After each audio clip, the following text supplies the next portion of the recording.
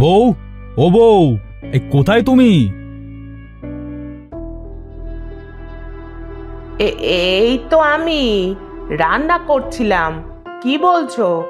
এত ডাকছো কেন? বউ, আমি মাঠে যাচ্ছি। হ্যাঁ, জমিতে গাজরগুলা সব পেকে যাচ্ছে গো। আজ বরং গাজরগুলা উঠিয়ে বাজারে নিয়ে যাব। আচ্ছা যাও, আমি রান্না করে নি, এসে খেয়ে নিও। আচ্ছা ঠিক আছে, তুমি যাও।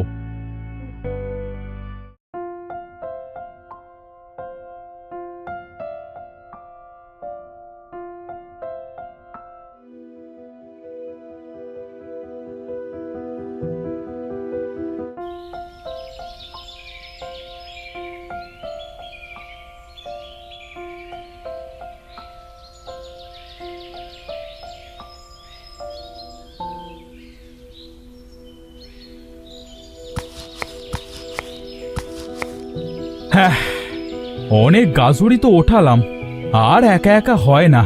গাজরে অনেক মাটি আছে, আশেপাশে কোনো পুকুর থাকলে একেবারে ধুয়ে নিয়ে যেতে পারতাম।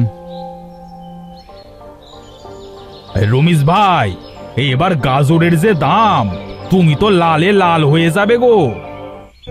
দোয়া করো ভাই, এ অভাবের সংসারে বাচ্চাদের মুখে দুবেলা খাবার দিতে না পারবার যন্ত্রণা বাবা হয়ে একমাত্র আমিই বুঝি।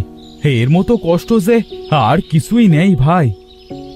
হ্যাঁ ভাই, ঠিক কথাই বলেছো। আজকাল জিনিসপাতির অনেক দাম, চাকরিজীবীদের ভাই কিছুই হয় না। যত সব কষ্টে জীবন পার করতে হয় আমাদের মতো কৃষকদের। ঠিকই বলেছো ভাই। জানি না এই গাজরগুলা এত কষ্ট করে তুলে বাজারে কত দামে বিক্রি করতে পারবো। ভাই, এই গাজরগুলা একেবারে কোনো পুকুর থেকে ধুয়ে পরিষ্কার করে নিয়ে যাও, তাহলে তোমার কষ্ট একটু কম হবে, বুঝলে? আশেপাশে কোনো পুকুর তো ভাই দেখছি না, তাহলে নিয়ে যাব কোথায়? আর আমাদের বাড়ির চারপাশেও তো কোনো পুকুর নেই। রমিজ ভাই, ওই যে জঙ্গল দেখছো, হ্যাঁ ওই জঙ্গলের ভিতরে একটা পুকুর আছে। হ্যাঁ, আমি একদিন দেখেছিলাম, কিন্তু কখনো যাইনি ওই পুকুরে, বুঝলে? এই আমাদের পুকুর আছে তো, তাই আর যাওয়া হয়নি আর কি। হ্যাঁ, ভালো উপকার করলে ভাই। তাহলে আমি বরং গাজরগুলা ওই পুকুর থেকে ধুয়ে আনি, কেমন? হ্যাঁ আচ্ছা ভাই, যাও যাও, তবে সাবধানে যেও।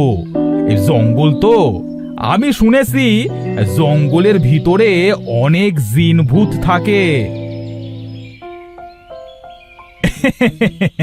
না ভাই, আমার কিছু হবে না। তুমি তো দেখছি বেশ ভীতু। হ্যাঁ হ্যাঁ, তা যা বলেছো, আমার অনেক ভূতের ভয় করে।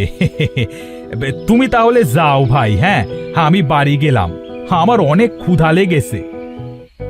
আচ্ছা ভাই, ঠিক আছে।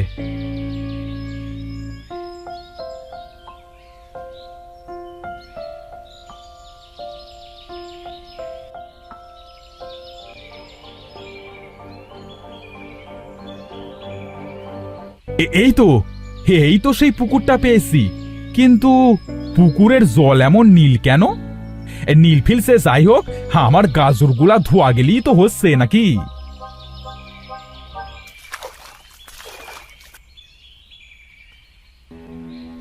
আরে আরে, আমার গাজর সব সোনা হয়ে গেল কিভাবে?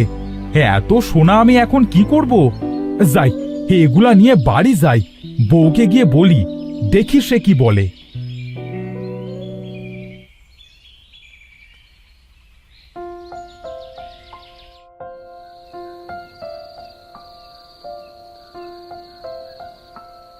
বউ, ও বউ, কোথায় তুমি?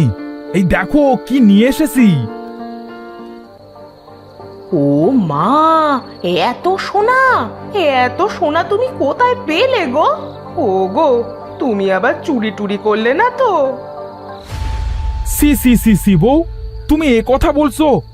আমাকে দেখে কি তোমার এমন মনে হয়? আসলে আমি আমি সেটা বলিনি। আমি তো এত সোনা কোনোদিন দেখিনি গো। তাই বললাম আর কি। আমার যে কি খুশি লাগছে সেটা তোমায় বলে বোঝাতে পারবো না গো। বউ, সে অনেক কথা। শুনবে তুমি? তাহলে শোনো।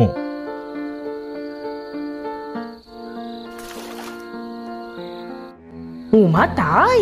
তাহলে তুমি একটা কাজ করো, কাল আবার একবার তুমি গাজর নিয়ে ওই পুকুরে গিয়ে দেখো কি হয়। কিন্তু বউ, আমার তো ভয় করছে, যদি এবার কিছু হয়। ভিতুর ডিম, গিয়ে তো দেখবে, তার আগেই ভয় পেলে চলবে? তুমি বুঝতে পারছো না, যদি এই গাজর সোনা নিলে কিছু হয় তখন কি করবে? এই জন্যই তো তোমাকে আবার যেতে বলছি। হ্যাঁ, ঠিক কথাই তো বলেছো বউ, আগে তো ভেবে দেখিনি। আচ্ছা ঠিক আছে, কাল আবার একবার গিয়ে দেখবো যে কি হয়। আচ্ছা ঠিক আছে, এবার খেতে এসো, অনেক রাত হয়ে গেছে।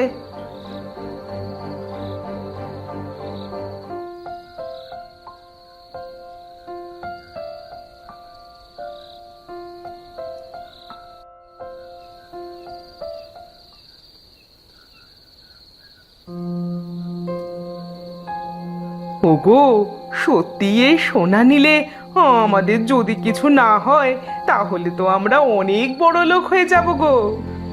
হ্যাঁ বউ, তখন দেখবে আমরা অনেক গরিব দুঃখী লোকেদের সাহায্য করব। তুমি গিয়ে ঘুমাতে লাগো, আমি আসছি এগুলা গুছিয়ে।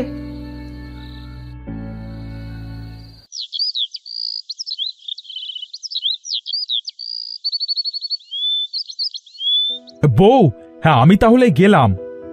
আচ্ছা ঠিক আছে, যাও, তাড়াতাড়ি বাড়ি ফিরে এসো কাজ মিটিয়ে। আচ্ছা বউ, আচ্ছা।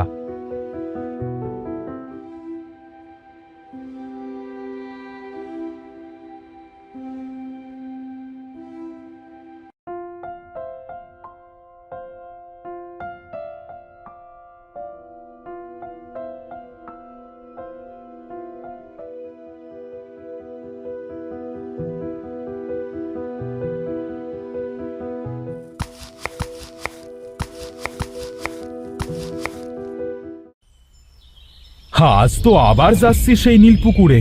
জানি না বাবা, কপালে আজ কি লেখা আছে। না গেলে বউও তো আমায় আস্ত রাখবে না।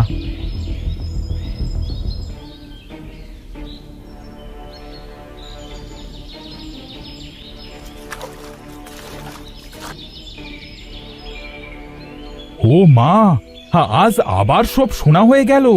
হে কি অবিশ্বাস্য পুকুর, আমার যে বিশ্বাসই হচ্ছে না। যাই দেখি বাড়ি গিয়ে, আজ বউ কি বলে।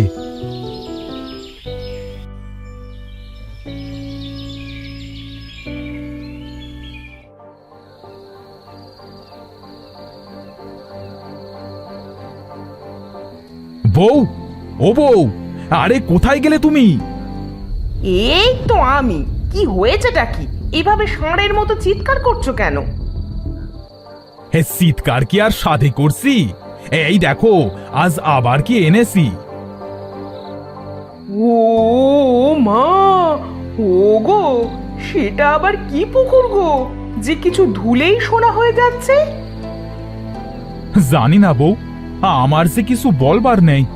আমার যে সত্যি সত্যি এবার খুব ভয় করছে। আরে ভয়ের কিছু নেই, কাল একবার আমাকে ওই পুকুরটা দেখাতে নিয়ে যাবে তো? আমার যে পুকুরটা দেখতে খুব ইচ্ছা করছে। আচ্ছা ঠিক আছে, তোমাকে তাহলে কাল নিয়ে যাব।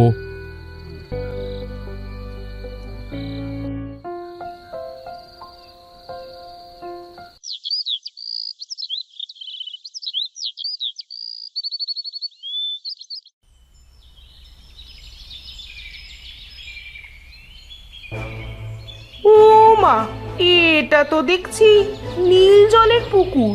আগে তো কখনো এমন জল পুকুরে হতে দেখিনি। ই আবার কেমন পুকুর গো? আরে আরে, তুমি কিভাবে পড়লে? একটু দেখে শুনে তো নামবে নাকি? পড়েই যখন গিয়েছি তখন এই নীল জলে একটা ডুব দিয়ে যাই, কি বলো? আচ্ছা ঠিক আছে, তোমার যখন ইচ্ছা করছে তখন একটা ডুব দাও।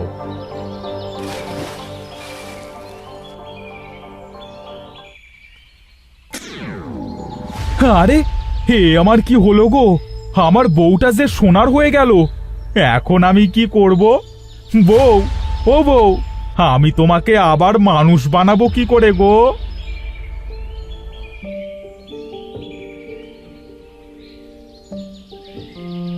এভাবে এখানে একা একা বসে কাঁদছো কেন তুমি?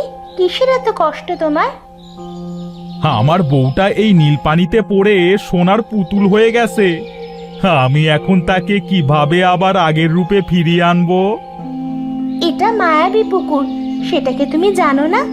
এই পুকুরে তুমি যে জিনিস ডোবাবে সেই জিনিসটাই সোনার হয়ে যাবে। তুমি কে? তুমিও তো দেখছি সোনার একটা হরিণ। তাহলে কি তুমিও এই পুকুরে পড়ে গেছিলে? না, আমি এই মায়াবী পুকুর পাহারা দিই। মায়াবী রাজ্যে আমার বসবাস। তুমি তোমার বউকে আবার আগের রূপে ফেরাতে পারবে। সত্যি বলছো মায়াবী হরিণ? তাহলে বলো না, আমি আবার আমার বউকে কিভাবে ফিরে পাবো? বনের ভিতরে বাকল নামে একটা গাছ আছে। সেই গাছের পাতার রস দিয়ে যদি তুমি তোমার বউকে গোসল করাতে পারো, তাহলে তোমার বউ আবার আগের রূপে ফিরতে পারবে। তোমাকে অনেক ধন্যবাদ মায়াবী হরিণ। আমি এক্ষুনি যাচ্ছি সেই গাছের রস আনতে। শোনো, আমিও চলে যাচ্ছি।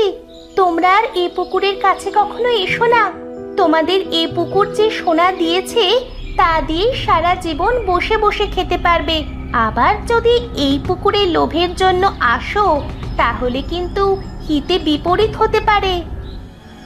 না না মায়াবী হরিণ, আমরা আর কখনো এখানে আসবো না।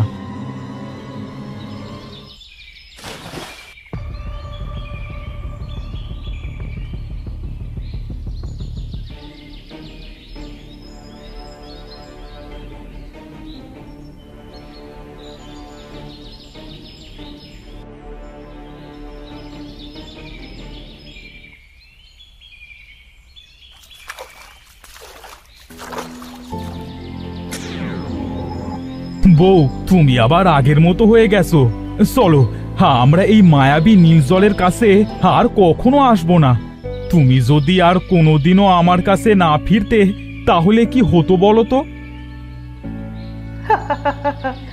পাগল বর আমার, আমি তো সব দেখতে পাচ্ছিলাম কিন্তু কিছু বলতে পারছিলাম না।